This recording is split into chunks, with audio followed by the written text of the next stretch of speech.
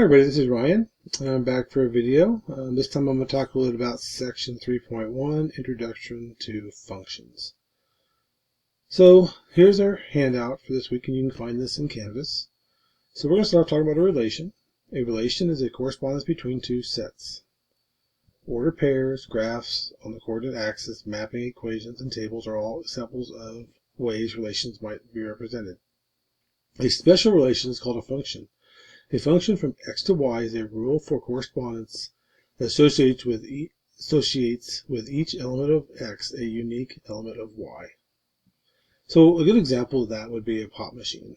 So remember the Coke machines where you put your money in, you press the Coke button, and you get a Coke out.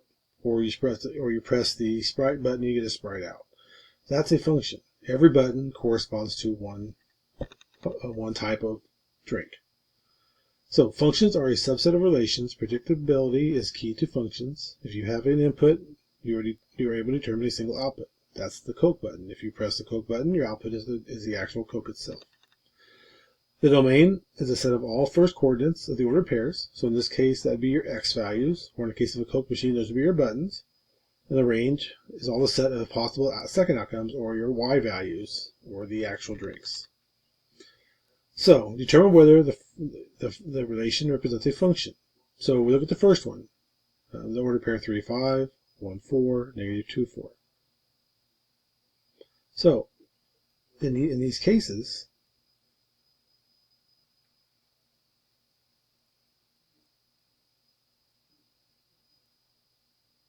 so in this case, if you look at those x's, number 1, all three of those x's are matched to y values. Each x goes to a unique y value. Each x goes to a y value. Now, on the second one, you have 3, 5, 1, 4, and 1, negative 3. So in that one, the 1 goes to a 4 sometimes and a negative 3 other times. That is not a function. That's like a pop machine that you press a Coke button. Sometimes you get Dr. Pepper. Sometimes you get a Coke. It has to go to the same value. What it says has to go to. So this is another example of not a function. So freshmen, sophomores, juniors, and seniors. So sophomores are either Kelly or Peter. That's not a function because it goes to two different people. It is a function. This one, 85% and 82, can both be B's. That's like having two Coke buttons. But 93 to an A and 75 to a C, that would be a function.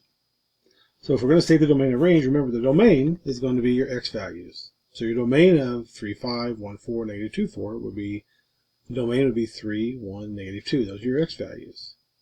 And your range would be the possible y values, or 5 and 4. Next thing we're going to do is we're going to determine whether an equation defines a function. Two common situations in college algebra when an equation does not represent a function. The highest value, the highest power on the y-axis, on the y is an even power. And the equation is an expression such as y equals plus or minus. So determine whether the equation defines a function. So number 1, 3x squared minus y equals 5. So first thing we're going to do is we're going to solve for y. And notice when you plug in x, y values, this would be a function. But the second one there, x squared plus y squared equals 4, notice how that y has that even power? So that's going to be a plus or minus a square root. So that's going to be a square root function. A square root function is not a function. A square root equation is not a function. Here's another example. So in this case, this is not a function because it's plus or minus. This one is a function because it's just a positive.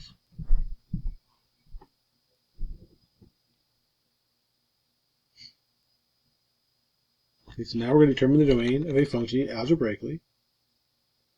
So the way you do that is to find the domain. If you have a function with a variable expressed in the denominator, find the values for each x that make the denominator 0. Exclude those values from the domain. So remember, you can't divide by 0. So when you look at 3a here, you're going to take x squared minus 5x plus 4 and find where that equals 0. And then by factoring, so x is 4 and x is 1. So domain is all real numbers except for x equals 4 and 1. X cannot be 4 and x cannot be 1. It can be everything else. On this one, on 3b, remember, the square root can't be negative, so you're going to figure out where it's positive. So that's going to be your domain there. Now, one of the things I really want to point out to you is the function operation.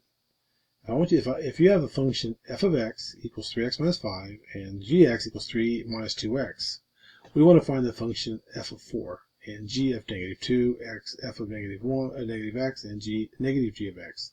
All you do is you take the value in parentheses and you plug it in wherever you see an x. So in the f function, you plug in a 4 wherever you see an x, and you get 7. Same thing for the g function. All you do is plug in. And then you can do basic operations. You can add functions, you should subtract functions, and you can multiply them, and you also divide them. And here's an example of how that works. So I hope this was a good introduction to functions. The big thing is the domain of range and function value. Hope you enjoyed the video.